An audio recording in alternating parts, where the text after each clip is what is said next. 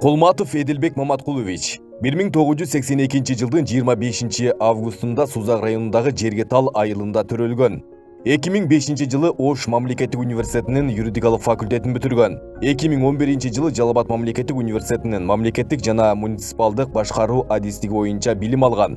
4 жыл сот тармагында эмгектенип, 7 жыл жеке фирмаларда башкы директорлук кызматты аркалаган. 3 жыл Көгарт айыл өкмөтүнүн башчысы болуп иштеген. Соңку 1 жылдан бери президенттик администрацияда эксперт, андан кийин экология техникалык коопсуздук боюнча мамлекеттик инспекциясынын директорунун орун басары кызматын аркалап келет. 2020 жылы өткөн парламенттик шайлоодо Мекенчил саясий партиясынын курамында жогорку кеңештин депутаттыгына ат салышкан. Үй бүлөлүү 3 баланын атасы.